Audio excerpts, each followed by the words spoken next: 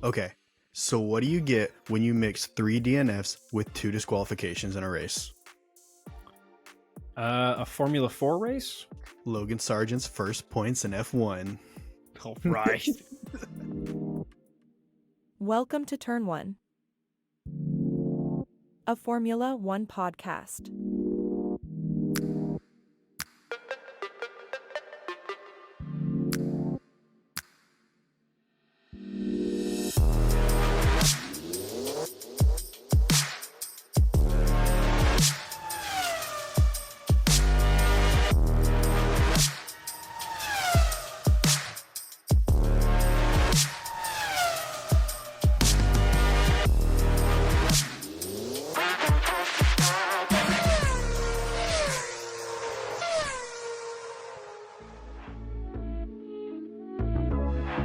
Now entering the grid.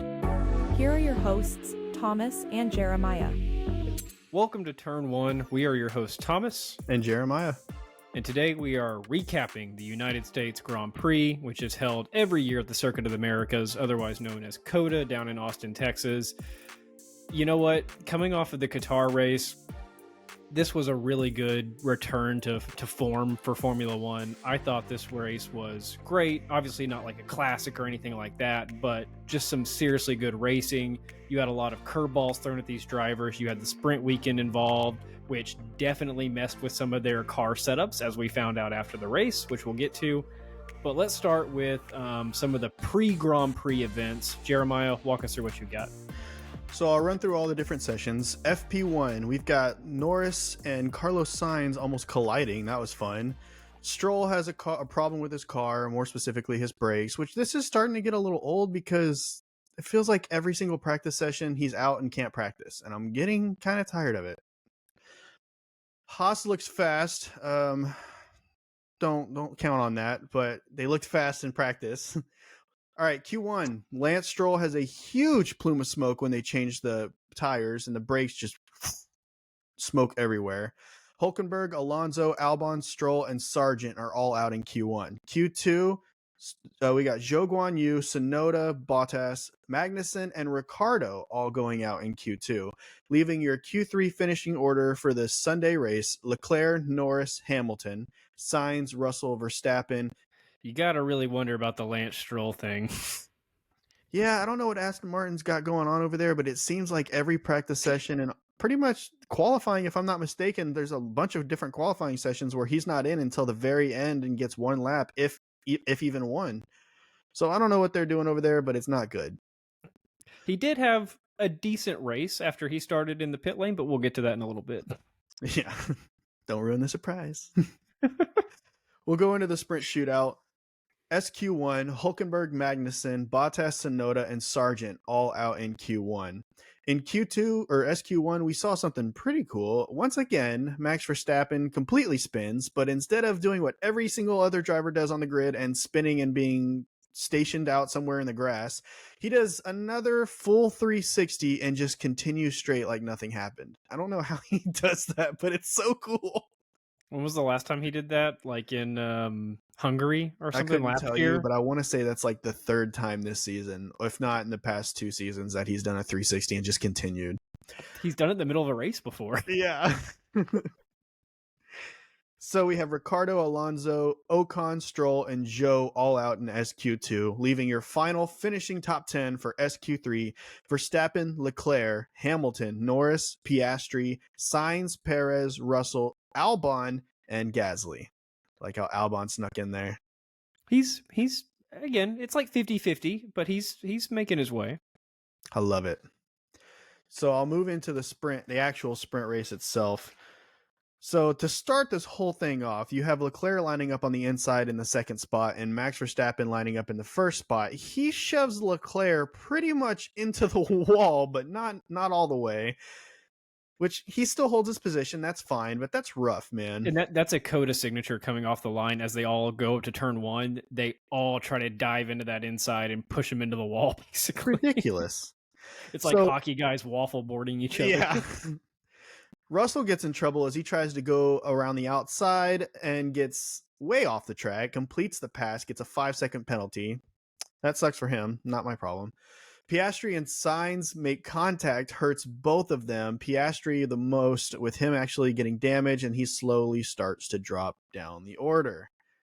Sainz, by the way, the only car that started on softs. I found that weird because I feel like we all learned our lesson in Qatar. I guess not. The track was hot. They talked about it all weekend that the mediums and the hards were the way to go. The only thing, maybe, when they brought this up in the race, maybe they were saving some of the other tire compounds. I guess. It's still weird. So burn a pair of softs in the sprint. Right. We have Lance Stroll retiring in the sprint race, which I want to say it was a 19-lap sprint race, but I want to say it was on either lap 18 or on lap 19, which that's got to suck, man. That hurts. I think it was actually towards the end of 16, but by the time they actually got around to it, you would have seen it on like lap 17 or 18. Right. So you're finishing top three: Verstappen, Hamilton, and Leclerc. Okay. And so the only real switch up in the top there was Leclerc obviously dropping a spot, right? Yes. Okay. And they get awarded major points for an event that we don't necessarily think should award a lot of points. Okay, you ready to move into all things Grand Prix? I do, and I want to start it off by saying a couple things that I did see out there that I did think was pretty sweet before we actually get into all of the business that happened in the actual race. Williams rocking a pretty sweet American flag on the back of their car. That was awesome. And then Red Bull going with their custom livery designed by their fans, which I also loved with the stars and stripes. Which, in true Red Bull fashion, every time every other team rolls out like a new livery, like it's a complete new livery, right? Like the Williams car this year, the McLarens always switch it up, things like that. Red Bull's like, no. Keep the memo the same, but let's add some stars and stripes at the bottom. On top of that, when they did their livery reveal, the car was brought in dangling from a helicopter. It is Red Bull after all. Whatever. The most they didn't have like a guy jump out on a dirt bike. Right. In a parachute. The final thing that I saw in terms of liveries or any kind of special suits or anything, Haas was rocking a pretty sweet American race suit combination where they had like blue and then the stars going down one leg, the red and white stripes going down the other, finally showing some signs that they are the American team on the grid. They're finally embracing it, and I don't know why it took them this long. And after their chapter with the Russian flag. And instead of going after, like an American driver, they went and got, 2 Euro guys, which I guess is fine, but there's some real marketability options that they've got going there. You covered qualifying for the race, right? Because that does happen before the sprint shootout, which is still confusing. I don't fully understand. After practice, I went into Q1, Q2, and Q3. We, obviously going into the race, Leclerc sits on pole because old Verstappen had his lap time deleted. And tying back to some of the things that Jeremiah brought up, I was hoping that this wasn't another kind of like Austria Red Bull Ring situation with all the track times deleted. It kind of was. In terms of the practices and the sprint and the quali and the race, how many different track times or lap times were deleted? It was a lot. Now, they weren't getting penalized as much as they were in Austria, but it was certainly a factor. They got a lot of warnings today. I didn't mention this whenever I just covered qualifying, but I should have said Max Verstappen actually got pole position and then had his lap time deleted, dropping him down to 5th. Then and then Russell pulls out a better lap than Verstappen's old lap, and so he drops down to 6th. Yeah, that hurts if you're Verstappen, but you know what? Not really, because you're still Max Verstappen in an RB19, so who really cares? Okay, so looking at the Grand Prix on Sunday, going into the race, they have Leclerc on pole, obviously, and I found this to be an interesting note. In the previous 9 poles for Leclerc, he hasn't won. That's gotta stink. That hurts. Because I think if you look back at the history of Formula One, most pole sitters win. Yeah. Verstappen obviously won the United States Grand Prix in 2022 and 2021, so even though he's starting in 6th position, I think he's the odds-on favorite before this happened. We went on some sites before the race to see what the odds were giving, and when you do the odds conversion to a percentage, it was like a 63% chance for Max Verstappen to win from that 6. Low? He's starting in 6th, man. I don't think it mattered. I think the other 37% was simply if he had a mechanical failure. Didn't he start a race last year in like 18th and still won or something? Yeah, something like that. This was the announcers were talking about this, and I always find this to be an interesting discussion. Is it a 2-stop? It is a 1-stop, and they're always like, "Oh, well, some of the teams are going to try for the 1-stop." That never works. No. There's only like one track a year where you can pull off a 1-stop strategy, so it's a 2-stop strategy for all these teams. We'll get into a little bit. Mercedes thought they could do a 1-stop. They bailed on that idea about as quick as they could because they were quickly behind the pack that was running the 2-stop strategy. So had that, and then here's one more thing. Aston Martin, I don't know if this was an Alonso call or if this was a team call. You had Alonso running the old spec Aston Martin and Lance Stroll running the new upgrades. They said that Alonso didn't like the new upgrades, so I'm sure he had some kind of say in it. But what do you think? Was that a him call or was that a team trying to get different data? That's tough because if Fernando Alonso said that he didn't like the new spec and preferred the old spec, then I believe that just because it's Fernando Alonso. But at the same time, the owner of Aston Martin's last name is Stroll. So Well, they did give Lance the new car, and That's I what mean, I I guess mean. maybe Lance wanted it, but either way, it worked out for a while for Alonso throughout the race. Looking at the grid for the race, obviously Jeremiah went through qualifying, but you did have 4 pit lane starts, which is some of the most I've ever seen. You had both Aston Martins and you had both Haas cars starting in the pit lanes due to adding some upgrades to their car. Poor Oscar starting in 10th. Sergio Perez, another recovery drive starting in 9th. The Alpines, 7 and 8th. They were prime for a double points finish. Prime position for it. And then obviously Verstappen 6th and Leclerc pole. Okay, you ready for a little race start action? Let's do the Turn 1 breakdown with your Turn 1 podcast hosts. So we got this thing starting off with Leclerc, Norris, Hamilton, Sainz, Russell, Verstappen, Gasly, Ocon, Perez, and Piastri. That's your 10. I'm not going to go into the back 10 because that's too much time. So we'll pop this thing off. Norris with a great start passes Leclerc on the inside. Leclerc gets a kind of a rough start, not the best, but he still manages to hold his position or drop only one position instead of more. Sainz gets a great start, or at least in comparison to Lewis Hamilton, who kind of bogs down just a little bit and tries to go defensive on him. But Sainz just by the way, Sainz again with a Ferrari getting pushed deep into that inside wall. So now he's got to do some heavy braking to go into turn 1 and go around that corner. Verstappen gets a massively quick jump off the line, shoved off by Hamilton going around the outside. But regardless, he pops up a position. That's awesome. Ocon with a good start goes on the inside of Gasly and Russell. Piastri with a massive move on the inside of turn 1 as he passes Perez, Gasly, and Russell. It was, how whenever 2 drivers will approach and one driver will purposely go wide and then cut in really, really sharp because he gets on the gas a lot faster? That's exactly what Pierre Gasly does in this move. So while everybody else is coasting along the outside, he is just throttle coming out of turn 1. And that was awesome. That is all he needed to make those moves happen. Gasly goes defensive on Piastri. Obviously, that doesn't work out and does get on the inside of Russell, making that position gain. Russell goes outside, kind of gets passed by 4 cars. It seems like he was just trying to get out of the chaos. I guess I understand that, considering he doesn't have the best luck in turn 1s. Perez gets stuck on the outside, passed by Piastri, and just kind of coasts through the turn, losing position. That's fine, whatever. Tsunoda holds position, Zhou holds position, Ricciardo goes up the inside of Bottas, with Bottas going outside, losing his position, also gets a bad jump off the line. Albon stays out of the chaos, breaks early, just kind of coasts through it. Logan Sargent had I don't know how to explain it. I guess so when he gets out of turn 1 and he's heading towards turn 2, it takes him 5 business days to get on the throttle, and he just loses the entire pack. Past that, you have both Haas's starting in the pits, with Magnussen coming out first, followed by Hülkenberg, and then the 2 Aston Martins of Alonso and Stroll. Man, you got everything. Looking back through, you mentioned this, but Norris had a great start.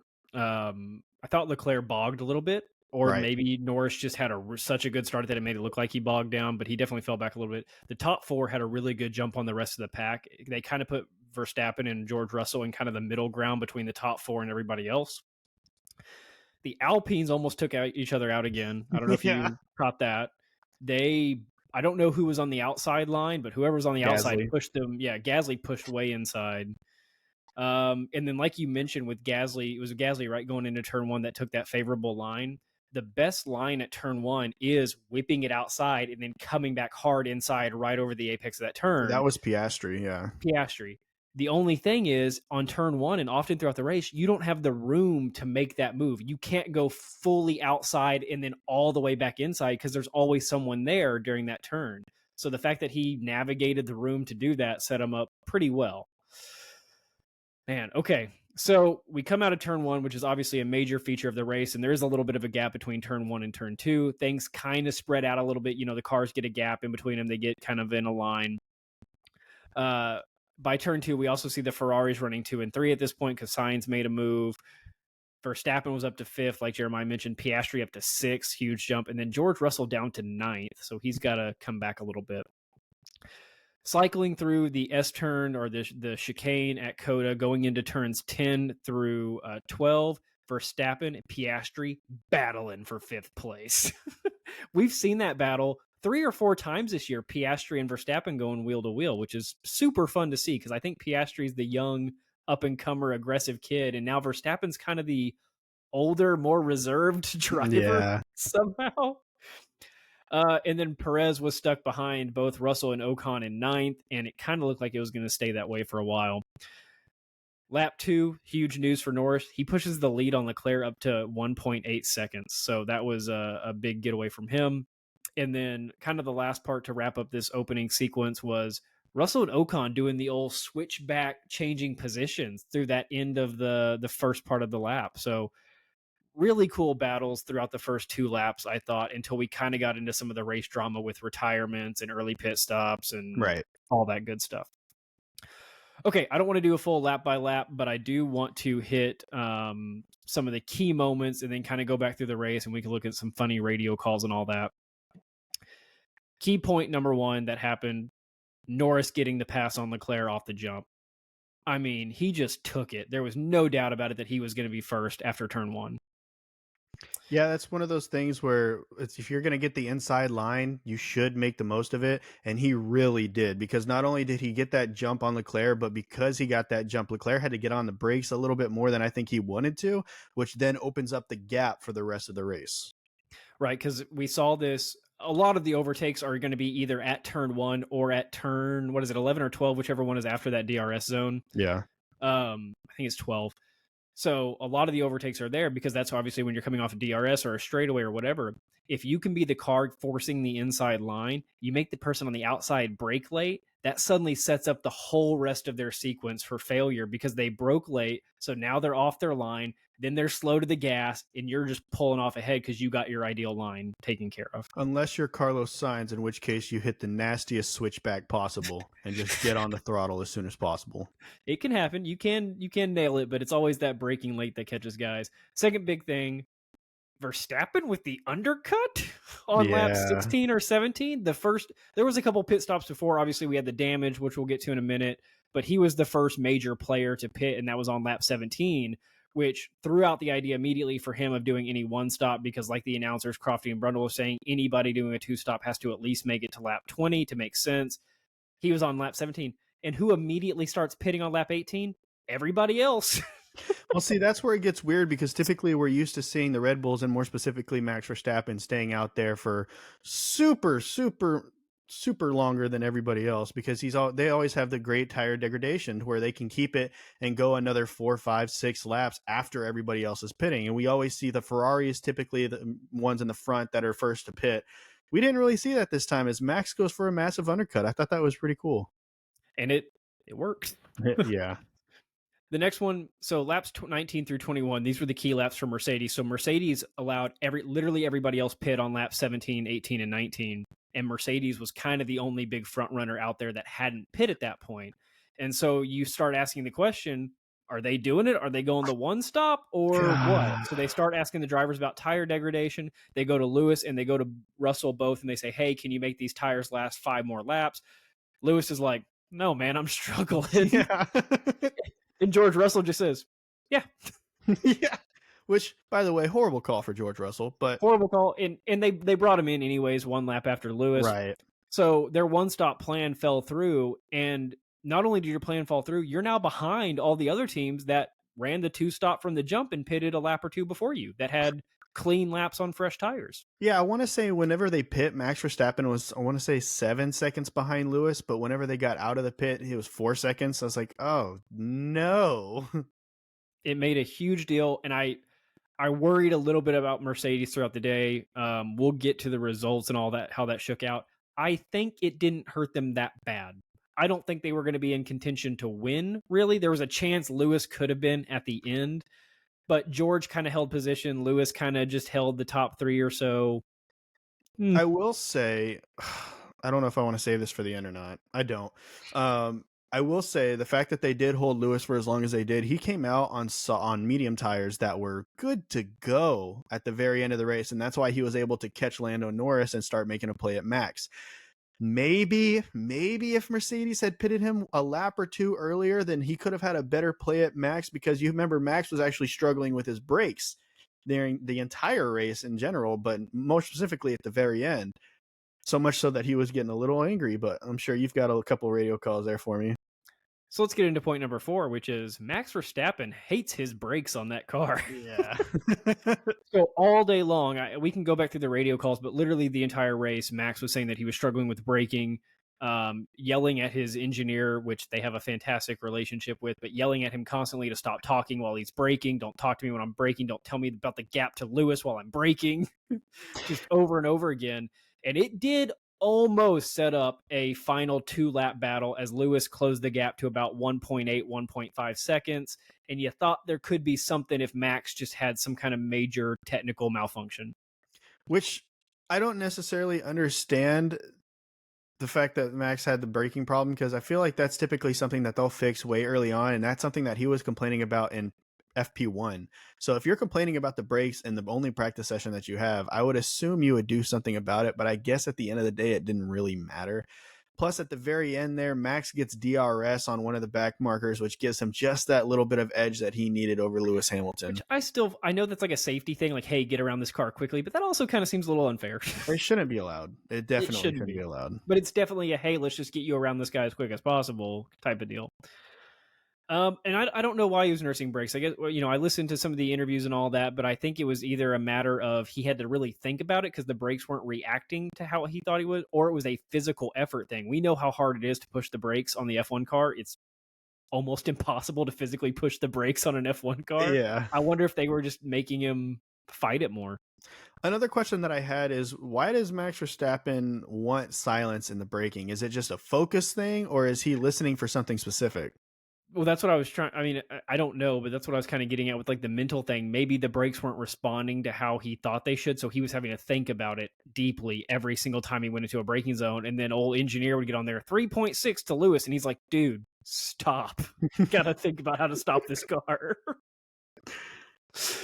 And then the last thing that I kind of think set George up for not a tough day, but definitely a less than spectacular day. We've seen George be aggressive all year. He's lost his title of Mr. Consistency, and a lot of that is due to his aggressiveness on the track. He's dive bombing corner. He's going wheel to wheel to guys. He's making contact. He's like early Max Verstappen this year, which is without weird. the result. Which is weird because he goes from Mr. Conservative to Mr. Aggressive. Right. And in this race, what did we hear early on with George and his tires? He had to nurse his tires all day through every turn, specifically the high-speed turns, which there's quite a few high-speed turns at COTA.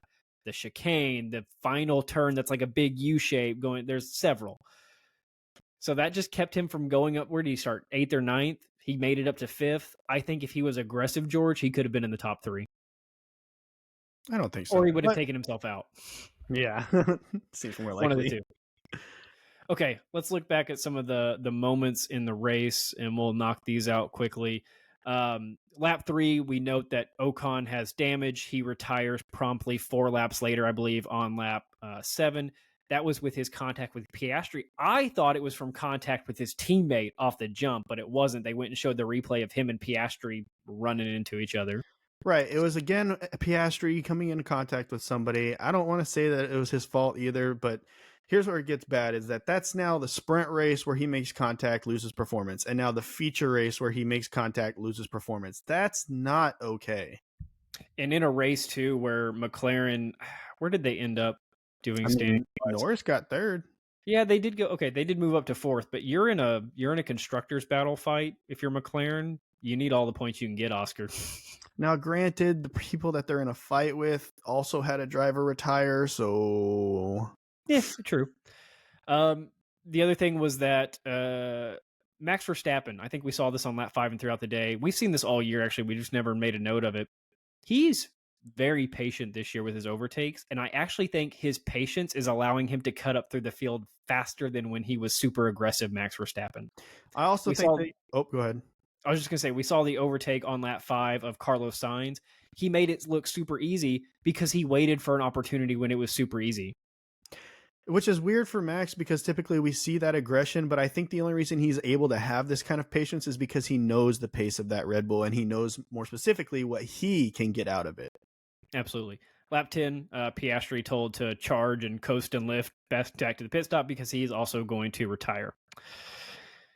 Man, lap 13, we had a battle for the ages. Logan Sargent, Kevin Magnussen, dogfighting. I mean, look, man, they went like 8 turns, wheel to wheel with each other. Sargent would push Magnussen wide. Magnussen would come on back and put Sargent off the track. Magnussen finally held on to 17th place. It wasn't until half a lap later when Logan Sargent got DRS that he got the pass for 17th place. Battle in a race, mind you, when there's only 18 competitors at this point. Oh, I thought that was absolutely fantastic. There was a couple other battles. You had Verstappen and Norris with a battle where Verstappen eventually got the DRS and a lead. But the middle section of COTA, so kind of like turns 10 through turns 15, was a battleground this year where you had all the top runners fighting each other at some point during the race. As soon as Norris gets past, of course, he immediately comes on the radio every other lap. Max Verstappen went off in this turn. Max went off in this turn. Max went off in this turn. Of course. You got to do something. Let's see. Lap 40, they go to the paddock or somewhere in the stands. I couldn't really tell where he was. Maybe a suite or something. And they show Elon Musk, owner of literally everything. Do you know what it says under his name? No, I didn't read it. Businessman. I'm sorry, but that seems like a reduction. How about entrepreneur, richest man in the world, only person to put us back in space? I mean, anything else? Made electric cars popular. Yeah. Come on, man. No, businessman. They could put that same title under our names. Right. We're in a business. There was a great battle, lap 43 between Hamilton and Leclerc. There was another battle, lap 48 between Hamilton and Norris. That battle continued lap 49. Hamilton had a bunch of great battles throughout the day. Lap 50, some infighting at Ferrari. Charles Leclerc is told, let Carlos by. Don't lose any time. That's always a dicey call because you never know what the outcome of it could be. It seemed like Leclerc knew almost instantly when he got that message what the outcome would be from that. But Carlos Sainz had pace, man. I mean, he had a chance to fight for Lando. They even went on and asked him, hey, do you think that you can catch him? And he was like, yeah, I think that I can. So they let him by, and no, he was not able to catch Lando. I've got 2 more notes. Lap 50, love to see it. Danny Rick in his first race back goes into the pits for the softs. He's going for the fastest lap, folks, which he gets at the time. Right. And then on the final lap, I had to go look up why this was because I don't fully understand the engineer-driver relationship or how these teams... I don't really understand the logistics of any of these teams. Max's engineer gets on and says, hey, man, enjoy the celebration. I'll see you Friday. And I'm like, you're telling me the driver doesn't return to the garage and immediately talk to the principal and the engineers, and they don't have a big debrief and they don't do all that? So I go look it up. Apparently, the engineer had to fly back to the UK urgently for something. I don't know if it was work-related or family-related, but literally after that message, he hung up and went and got on a flight, like right then and there. Oh, no. And he's not going to be back with the team until Friday. I hope everything's okay. Jeez. I don't know. But that apparently is not normal for engineers and drivers to go a week without communicating with each other.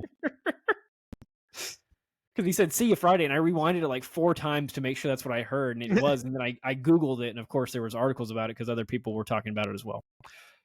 Okay, so your race finished, and you had the finishing order, and hold your horses, but we had the finishing order as Verstappen, Hamilton, Norris, Sainz, Perez, Leclerc, Russell, Gasly, Stroll, Tsunoda, Albon, and, well, sorry, I went one too far, but it ended with Tsunoda.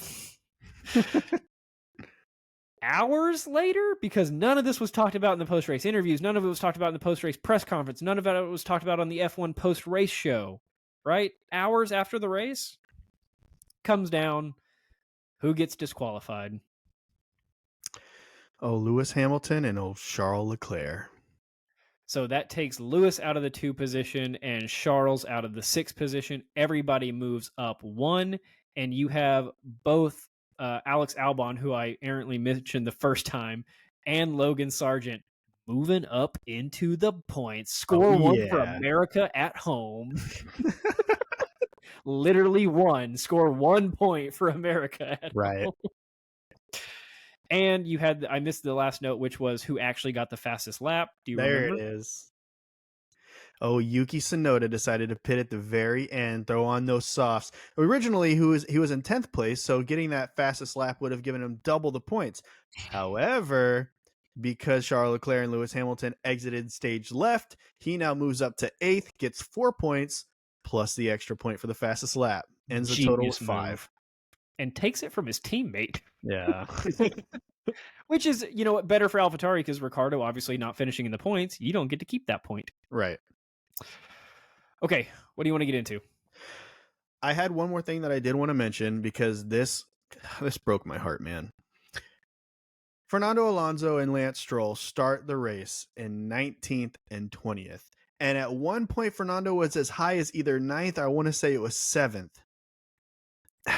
And then he DNFs. He's out of the race. But man, if he had finished that race, that would have been a crazy recovery drive.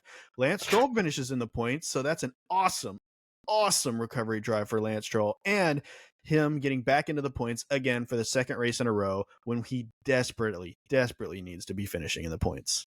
It's his first points finish in the past 6 races. I thought he got points last race getting 10th. No, he got 11th. Yikes. Never mind. Yeah. Ouch. Okay, let's look at our winners and losers. I'll start with winners, then give yours, then we'll do losers. Winners, Verstappen. Yeah. Obviously. Came from 6th up to 1st. Lewis Hamilton, I thought, had a day. The team's bad strategy didn't throw him off. He worked it up there. Wait a second. Why am I putting Lewis Hamilton as a winner? He didn't finish the race. Loser. He's disqualified.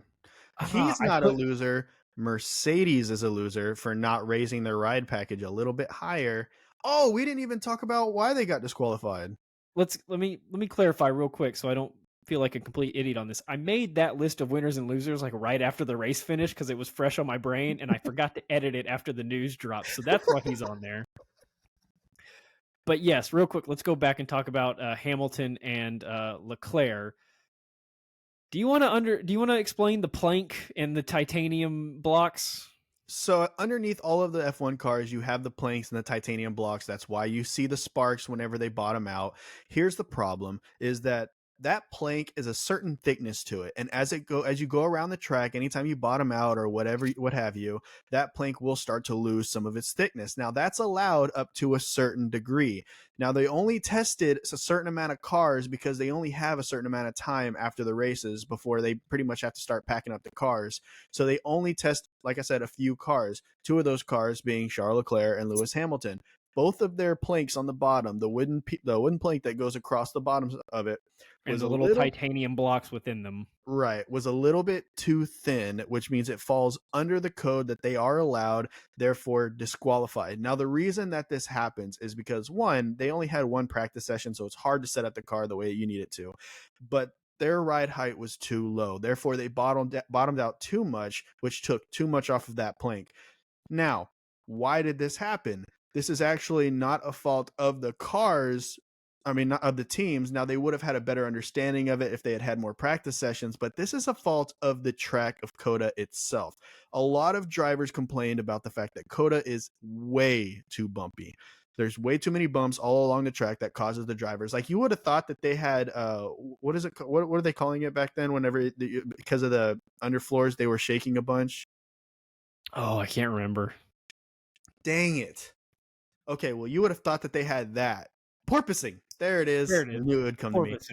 You would have thought that they had a bunch of porpoising going around this track, but it actually wasn't any kind of fault whatsoever to the aerodynamics, and it was actual bumps on the track that was causing the movement. That's why you saw everybody's heads just going all over the place. Which is crazy for a purpose-built racetrack.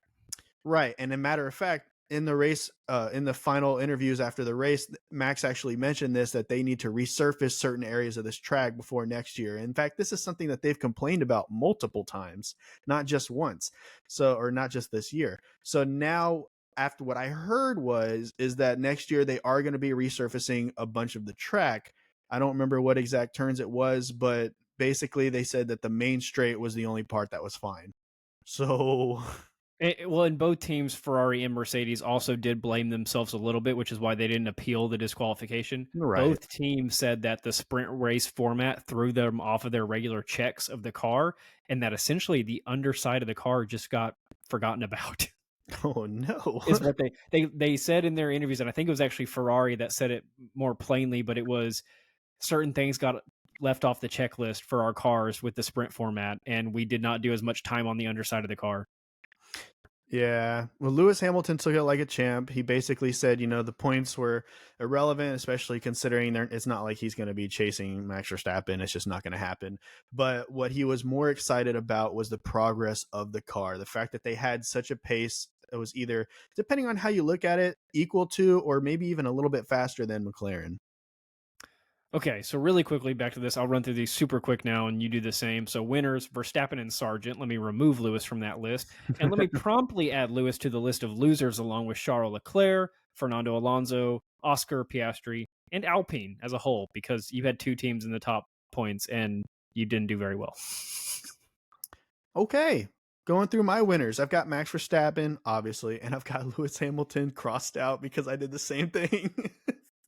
Lando Norris, I'm going to put in the winning column just because he led so many laps of that race, and then he had the tire degradation at the very end, which caused him to lose a little bit of pace, but he had an awesome race. Lance Stroll, you finally made the winners column, getting 7th place. Congratulations. And Ouch. As far as finishing out the winners, I got the Williams, both of them, for their first double points finish of the season. Awesome. Losers. Ocon and Piastri, you collided with each other. You're gone. See ya. Leclerc, you lost positions off the rip and all throughout the race, and you were disqualified.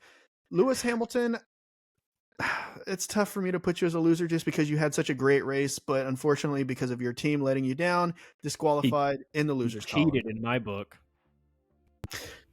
And Alonso, I had you in the winners column, but you can't argue with the fact that you did DNF. So you know what? I'm going to put Alonso in the winning column, but Aston Martin as the team, as the mechanics and everything in the losers column, because his DNF was not something that was in his control. Yeah, I like both of our lists. Last thing for this recap, and we'll wrap up. Predictions wise, I'm really, the last 2 weeks I've been real high on Oscar Piastri doing well, and it just hasn't happened.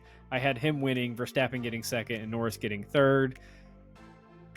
Norris and Verstappen did their part.